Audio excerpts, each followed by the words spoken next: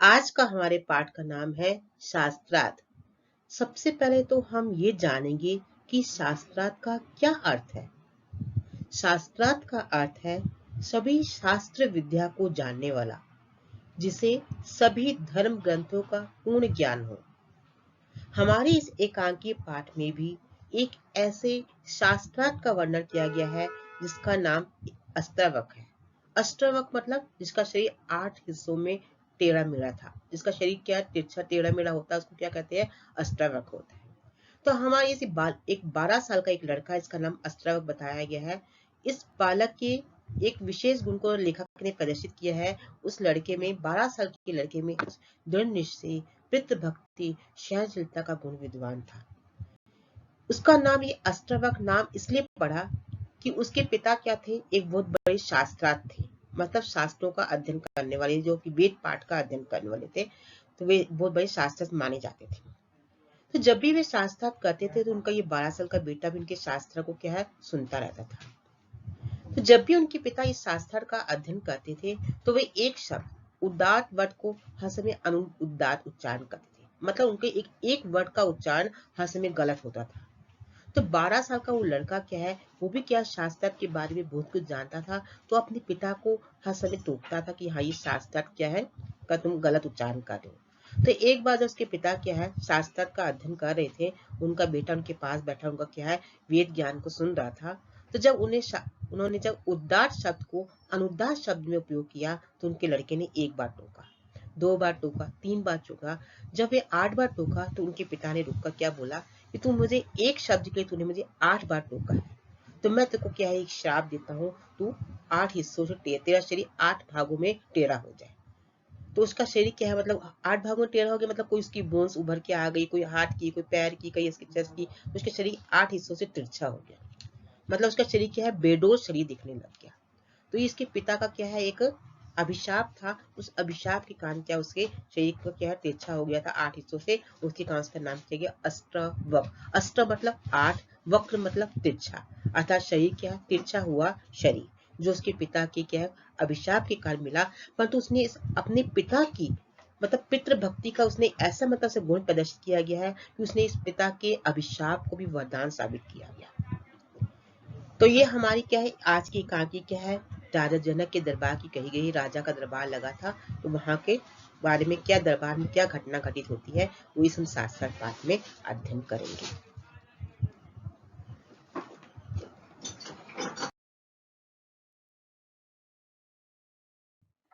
प्रस्तुत नाटक के द्वारा लेखक यह बताता है कि यदि हम अपना लक्ष्य निर्धारित कर लें तो आयु और शारीरिक अक्षमता भी उसके सामने बाधक नहीं बनती। जीवन में चुनौतियां स्वीकार करके ही आगे बढ़ा जा सकता है। इस नाटक में अष्टावक्र अपनी शारीरिक अपंगता को, कमजोरी को बुद्धि के बल से शक्ति संपन्न बना देता है तथा पिता के शाप को भी आशीर्वाद के रूप में ग्रहण करता है। तो हमारी इस पाठ के जो लेखक है, एकांकी के लेखक जो क्या है, नाम नाम एक बहुमुखी प्रतिभा धनी राम कुमार वर्मा जी ने इस एकांकी को लिखा है। तो उन्होंने अपने इस एकांकी के माध्यम को एक नाटक रूप में प्रदर्शित किया है। तो उन्होंने मतलब उन्होंने इस नाटक के द्वारा ये प्रदर्शित किया है कि यदि हमें मतलब ये सीख सीखने को मिली है कि यदि हम अपना एक लक्ष्य निर्धारित कर लें तो उसमें आयु और शारीरिक अक्षमता उसके सामने बाधक नहीं बनती। लक्ष्य निर्धारित करने मतलब यदि हम अपने जीवन में कुछ सोच ले कि हमने कुछ बनना है, हम कोई एक एम बना ले कि हम करके रहेंगे, तो हम ये नहीं कहेंगे कि हम भाई मेरी उम्र बड़ी हो गई है या मैं भी मेरी उम्र नहीं है, मैं नहीं अभी सीख सकता। तो आयु कोई बाधा नहीं उत्पन्न करती। शारीरिक अक्षमता मतलब यदि वो हैंडीकैप्ड है या कुछ ऐसा कोई काम नहीं कर सकता, तो जिसको यदि कुछ इसके मन में लक्ष्य निर्धारित कर लिया तो ये शारीरिक अक्षमता का गुण भी उसके आगे क्या बाधक नहीं आता। तो जीवन में चुनौतियां स्वीकार करके ही आगे बढ़ा सकता है। मेन बात लेखक ने कहा है कि यदि हम जीवन में जब तक हम अपने लाइफ में चैलेंज को एक्सेप्ट नहीं करेंगे, चुनौती मतलब चैलेंज को एक्सेप्ट नहीं करेंगे, तब तक हम लाइफ में आगे नहीं बढ़ सकते। तो इस नाटक में अष्टावक्र अपनी शारीरिक अपंगता को, कमजोरी को बुद्धि के बल से शक्ति संपन्न बनाता है। तो इस अष्टावक्र को एक शारीरिक अपंगता थी, जो उसका शरीर क्या तिरछा शरीर था, वो क्या है उस कमजोरी को क्या अपने बुद्धि के द्वारा मतलब वो ऐसे संपन्न करता है कि हर काम वो आसान कर, एक बड़ा शास्त्रार्थ बन जाता है। एक प्रसिद्ध शास्त्र के नाम से प्रसिद्ध हो जाता है और पिता के शाप को आशीर्वाद के रूप में ग्रहण करता है।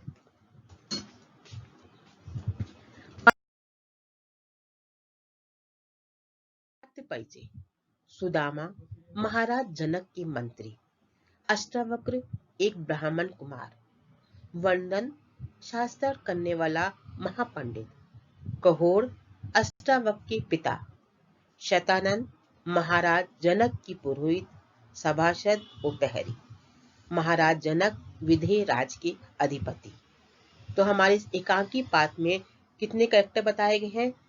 3, 4, 6 कैरेक्टर बताए गए। सुदामा, अष्टावक्र, वंदन, कहोर, शतानंद और महाराजा जनक। महाराजा जनक क्या है? विधेय राज के अधिपति। अधिपति मतलब राजा थे। विधेय नाम का ये जो स्टेट है वहां के राजा थे। तो उनके मंत्री का नाम क्या बताया? सुदामा। वहां उस मंत्री में जो अष्टावक्र का कैरेक्टर बताया गया वो एक ब्राह्मण था और अष्टावक्र के पिता का नाम क्या था? कहोर। और महाराजा जनक के दरबार के महापंडित कौन थे? वंदन। और महाराज जनक के पुरोहित शतानंद। ये तो हमारा हुआ पात्र परिचय।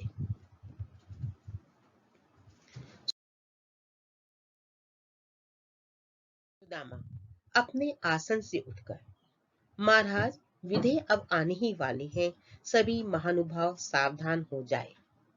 निमिराज महाराज विधेय की जय। नेपथ्य में 3 बार जय ध्वनि होती है। निमिराज विधेय का आगमन। सब लोग खड़े हो जाते हैं। महाराज पर पुष्प वर्षा होती है। वे अपने सिंहासन पर बैठते हैं। उनके बैठने पर सब अपना आसन ग्रहण करते हैं। शतानंद महाराज का कल्याण हो। महर्षि याज्ञवल्क्य तो आज भी नहीं आए। अब सभा का कार्यक्रम क्या हो, इसकी घोषणा करने की कृपा करें। जनक क्या राजपंडित बंदर मिश्र यहाँ है? तो अभी हमारे इस पहले पार्ट में क्या बताएंगे कि जो सुदामा जो राजा जनक के दरबार का जो मंत्री होता है, तो जब जैसे महाराज विधेय क्या है, महाराज जनक के अपने दरबार में आने लगते हैं तो सुदामा उनका मंत्री क्या सब अपने दरबारियों को सावधान कर देता है कि महाराज विधेय क्या है, अभी यहाँ दरबार में आ रहे हैं। जैसे कि अभी हम पुराने जमाने में राजा महाराजों के टाइम क्या है, जैसे राजा आते थे तो उन पर पुष्प वर्षा की जाती थी, सभी उनके दरबार में उनके स्वागत के लिए खड़े हो जाते थे। उससे महाराज जनक के दरबार में भी ऐसे हुआ।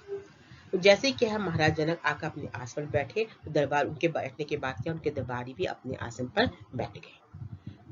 शतानंद ने आकर फिर सबसे पहले क्या कहा, महाराज आपका कल्याण हो। आज भी क्या हमारे दरबार में महर्षि याज्ञवल्क्य, एक जो उनके महर्षि का नाम बताया गया है, वो हमारे आज के कार्यक्रम में नहीं आए, तो इस कार्यक्रम की घोषणा कौन करेगा? मतलब जो प्रोग्राम की जो हमारा जो होता था कार्यक्रम राजा के दरबार में, उसकी घोषणा महर्षि याज्ञवल्क्य करते थे, जो कि उस दरबार में अनुपस्थित थे। तो राजा जनक क्या पूछते हैं, क्या राजपंडित वंदन मिश्र भी यहाँ नहीं है या वो कहाँ पर है? वंदन उठकर महाराज की जय, मैं उपस्थित हूँ। पिछले 7 दिनों से मैंने सभी पंडितों को शास्त्रार्थ में पराजित किया है। वे है ऋषि, कौशिक, धर्माचार्य, मुद्गल, कहोर, पुरंजय, निधाग और लोमश। इन शास्त्रार्थ के नियमानुसार वे सभी पराजित होने पर नदी में डुबो दिए गए। आज संभवतः किसी पंडित का साहस नहीं है कि मेरे सामने शास्त्रार्थ के लिए उपस्थित हो। जनक आप थोड़ी देर प्रतीक्षा करें, संभव है कोई आपको पराजित करने की इच्छा से उपस्थित हो जाए। तो अब यहाँ वंदन क्या महाराज को क्या बोलता है, खड़ा होता है। जैसे महाराज आके दरबार में बैठते अपने आसन में बैठते हैं तो वंदन खड़े होकर बोलता है कि पिछले 7 दिनों में अपने मतलब जितने हमारे राज दरबार में जितने शास्त्रार्थ आए थे, अभी वंदन का ये कैरेक्टर यहाँ बताया गया हमारे एकांकी में कि वंदन क्या महाराज जनक के दरबार का एक बहुत बड़ा शास्त्रार्थ था, शास्त्र विद्या को जानने वाला एक क्या है प्रसिद्ध शास्त्रार्थ था। तो उसने अपने राज दरबार में क्या एक ऐलान किया था कि जो भी शास्त्रार्थ, जो भी कोई दूर से मेरे सामने मतलब एक कॉम्पिटिशन करने आएगा, कि जो भी शास्त्र विद्या मतलब मेरे सामने प्रस्तुत करेगा, यदि वो मेरे सामने हार गया, मतलब अपने आप को ऐसा महान शास्त्रार्थ मानता था कि इस पूरी दुनिया में क्या मेरे से बढ़कर कोई शास्त्रार्थ नहीं है, तो यदि कोई मेरे से हार गया तो उसको नदी में डुबो दिया जाएगा।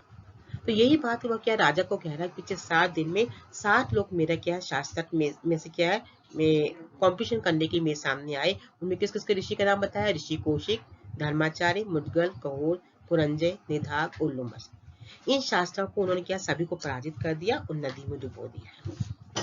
तो वंदन बड़े प्राउड से महाराजा को कह रहा है कि आप किसी के भी इतना साहस नहीं है कोई मेरे सामने आकर शास्त्रार्थ के लिए उपस्थित हो। तो राजा जनक उसको क्या कहते हैं, तुम थोड़ी देर और प्रतीक्षा कर लो, कोई आपको पराजित करने की इच्छा से शायद कोई आ जाए, तो थोड़ी तुम प्रतीक्षा करो, शायद तुम्हारा कोई कॉम्पिटिशन करने के लिए आ सकता है।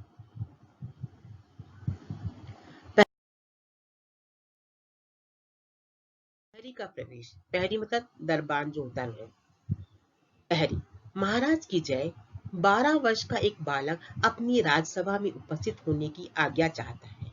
जनक, 12 वर्ष का बालक, वे क्या चाहता है? पहरी, राज पंडित वंदन मिश्र से शास्त्रार्थ करने की अनुमति चाहता है। जनक, 12 वर्षीय बालक राज पंडित वंदन मिश्र से शास्त्रार्थ करेगा? क्या वे राज पंडित द्वारा घोषित नियम नहीं जानता कि शास्त्रार्थ में पराजित होने पर नदी में डुबा दिया जाएगा? पहरी, मैंने ये नियम उसे बता दिया है, फिर भी वे शास्त्रार्थ करने के लिए हट करता है। जनक, ये पागल तो नहीं है? तब इतने में क्या है, जो राजा के दरबार का दरबारी जो होता है वो आकर क्या बोलता है, 12 साल का लड़का है जो राज्यसभा में उपस्थित होने की क्या है, परमिशन चाह रहा है। तो राजा जनक हैरान हो जाते हैं कि एक 12 वर्ष का बालक वो ये दरबार में आकर क्या चाहता है। तो पहरी आकर दरबारी क्या बोलता है उसको कि वो क्या है, राज पंडित मंडल में से शास्त्र की क्या वो अनुमति चाह रहा है कि वो कॉम्पिटिशन करने चाहता है। तो राजा जनक बोलते हैं कि 12 साल का लड़का वो क्या राज पंडित मंडल से शास्त्र करेगा? क्या उसको राज पंडित के नियम नहीं मालूम, यदि वो हार के नदी में डुबो दिया जाएगा? पैरी कहता है मैं उसको सब नियम बता दिए, परंतु कहता नहीं, मैं शास्त्र क्या है राज पंडित मंडल से शास्त्र करके ही रहूंगा, उनसे मैं कॉम्पिटिशन करूंगा ही। तो जनक राजा जनक क्या बोलते हैं, ये पागल तो नहीं है? पहरी, महाराज ये पागल तो नहीं लगता, किंतु उसका शरीर 8 स्थानों से टेढ़ा है। जनक, उसका नाम क्या है? पहरी, उसने अपना नाम अष्टावक्र बतलाया है। वंदन, ऐसे टेढ़े शरीर वाला मुझसे क्या शास्त्र करेगा? सारे पंडित शतानंद के संकेतों से जिज्ञासा प्रकट करते हैं। शतानंद, महाराज पंडितों के मन में जिज्ञासा है कि वे बालक कौन है और कैसा है, यदि आज्ञा तो उसे बुलवा लिया जाए। जनक, उसका अपमान नहीं होना चाहिए पहरी से, अच्छा उसे भेजो। पहरी, जो आज्ञा। प्रस्थान, अष्टावक्र का प्रवेश। उसका शरीर 8 स्थानों से टेढ़ा है, वे मृग चर्म लपेटे हुए हैं। अष्टावक्र हाथ उठाकर, महाराज का कल्याण हो। जनक, स्वागत है ब्राह्मण कुमार। तो अभी पहरी के कहने पर क्या है, राजा जनक क्या अष्टावक्र को क्या दरबार में आने की अनुमति दे देते हैं। तो दरबार जैसे ही आता है तो क्या है, उसका अष्टावक्र 8 हिस्सों में शरीर टेढ़ा मेढ़ा देखकर सब इसको शरीर को देखकर क्या हैरान हो जाते हैं। तो महाराज क्या उसको बोलते हैं, मतलब उसके शरीर की बनावट क्या बताई, शरीर 8 स्थानों से टेढ़ा था और मृग चर्म पर, मृग चर्म मतलब मृग मतलब डियर, हिरन जो है, हिरन का चर्म लपेटे के अपने शरीर में जो कपड़े पहने थे मृग चर्म के पहने हुए थे। तो वे राजा को आकर क्या कहता है, महाराज का कल्याण हो। तो राजा जनक भी उसका स्वागत करके उसे अंदर बुलाते हैं। अष्टावक्र को देखते पंडित हंसते हैं। अष्टावक्र, महाराज मुझे देखकर आपकी सभा के सभी पंडित हंस रहे हैं। मैं तो समझा था कि आपकी सभा में विश्व प्रसिद्ध प्रकांड पंडित होंगे, किंतु जनक, यहाँ के सभी पंडित और सभासद ब्रह्म ज्ञानी है। अष्टावक्र, राजन, ब्रह्म ज्ञानी तो वे कहलाते हैं जो शरीर में शुद्ध और निर्विकार आत्मा को पहचानते हैं। जो केवल चमड़े से ढके हुए शरीर को देखते हैं, वे ब्रह्म ज्ञानी कैसे हो सकते हैं? जनक, तुम सत्य कहते हो ब्राह्मण कुमार, तुम ज्ञानी हो, आओ इस आसन पर बैठो। अष्टावक्र, महाराज का कल्याण हो। तो देखो अभी यहाँ क्या बताया है, जैसे ही क्या अष्टावक्र महाराज के दरबार में आता है तो महाराज के दरबार के सभी पंडित को देखकर हंस पड़ते हैं। तो उनको हंसा देखकर अष्टावक्र क्या कहते हैं, राजा मैंने तो सुना था कि तुम्हारे दरबार में सब पंडित और सभासद बहुत ज्ञानी है। तो राजा जनक भी क्या बोलते हैं, हाँ मेरे दरबार में तो सभी ज्ञानी है, सभी पंडित क्या सभासद ज्ञान ब्रह्म ज्ञानी है। तो अष्टावक्र क्या बोलता है, ब्रह्म ज्ञानी तो वे होता है जो शरीर में शुद्ध और निर्विकार आत्मा को पहचानता है, जो किसी शरीर मतलब किसी आदमी की शारीरिक रचना को देखकर हंसता नहीं है, जिसका मन क्या पवित्र होता है, शुद्ध होता है, वो असली आत्मा को पहचानता है, वही ब्रह्म ज्ञानी है। ये तो क्या है, मेरा मजाक उड़ा रही है, कैसे किस तरह के ब्रह्म ज्ञानी है? तो राजा जनक क्या बोलते, तुम सत्य कहते हो ब्राह्मण कुमार, तुम ज्ञानी हो, आओ इस आसन पर बैठो। तो राजा जनक उसको अपने आसन पर क्या बैठने को कहते हैं। अष्टावक्र, महाराज का कल्याण हो। अष्टावक्र आसन पर बैठते हैं। जनक, अपना परिचय दो ब्राह्मण कुमार। अष्टावक, राजन, मेरे पिता महापंडित कहोड़ और मेरे नाना महर्षि उद्दालक है। वंदन, वे मुझसे शास्त्रार्थ में पराजित हुए थे और दंड स्वरूप नदी में डुबो दिए गए। अष्टावक, हाँ, इसकी सूचना मेरी माँ सुजाता ने सिसकियां लेते हुए मुझे दी थी और इसलिए महापंडित वंदन से बदला लेने के लिए मैं यहाँ आया हूँ। जनक, तो क्या तुम महापंडित वंदन से शास्त्रार्थ करोगे? ये जान लो कि पराजित होने पर तुम्हारी भी वही दशा होगी जो तुम्हारे पिता की हुई। अष्टावक, मैं ये जानता हूँ। तो अभी महाराज जनक ने जब भी अष्टावक को कहा आपने तो परिचय दो से अपने पिता का नाम अपने नाना का नाम बताया, तो वंदन ने एकदम बोला कि ये दो तो शास्त्रार्थ करने के मेरे हमारे दरबार में आए थे और मेरे से शास्त्रार्थ में हार गए थे और मैंने उनको नदी में डुबो दिया था। तो इसकी अष्टावक क्या बोलता है कि हाँ, मुझे सूचना कि मेरे पिता को तुम्हारे द्वारा के नदी में डुबो दिया गया है। मेरी माँ बहुत रोई थी, सिसकियां लेकर उन्होंने अपना दुखड़ा बताया था, तो आज मैं इसी का बदला लेने के क्या है महापंडित वंदन के सामने आया हूँ। जनक क्या कहता है, तुम महापंडित वंदन से शास्त्रार्थ करोगे? ये तो जान लो कि तुम हार गए तो तुम्हारी भी दशा क्या तुम्हारे पिता के समान हो जाएगी। तो अष्टावक कहता है मैं सब कुछ जानता हूँ, परंतु मैं क्या है आज क्या महापंडित वंदन से शास्त्रार्थ करके रहूंगा। जनक, तुम अपने विपक्षी की प्रवचन शक्ति को जाने बिना कैसे शासक करने के लिए प्रस्तुत हो? बहुत से पंडित आचार्य वंदन का प्रभाव देख चुके हैं। अष्टावक, अभी आचार्य वंदन को हम जैसों के साथ शासक करने का अवसर नहीं मिला है। वंदन, ब्राह्मण कुमार, अधिक अभिमान की बातें मत करो। मुझे तुम पर दया आती है। मुझसे शास्त्र पर क्यों अपने जीवन का अंत करना चाहती हो? तुम अभी बालक हो। अष्टावक, वंदन मिश्र जी, आयु के अनुसार छोटे बड़े का निर्णय तो मूर्ख मंडली में होता है।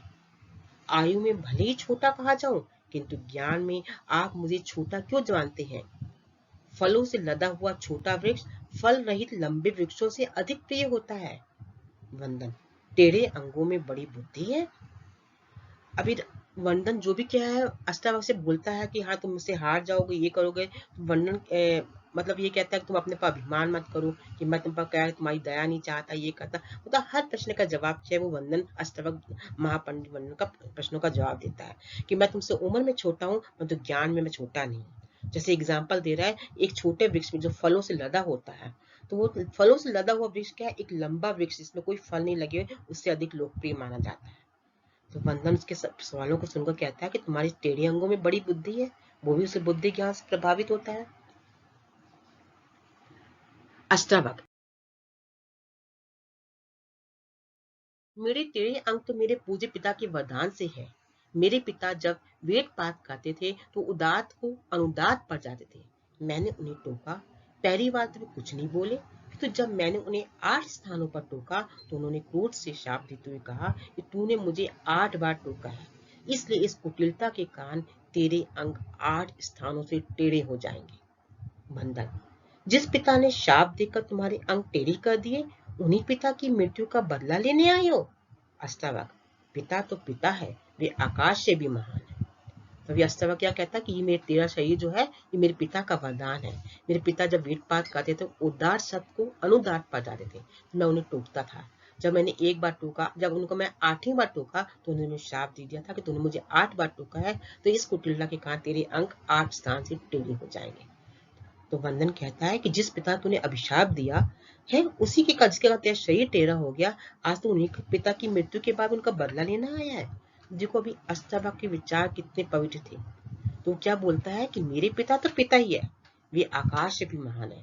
चाहे वो अभिशाप दे तभी वो क्या है मेरे पिता जो है मैं उनको अपनी महानता को सिर निवासता हूँ। तो यही हमारा पाठ क्या है पहला भाग यहाँ समाप्त होता है।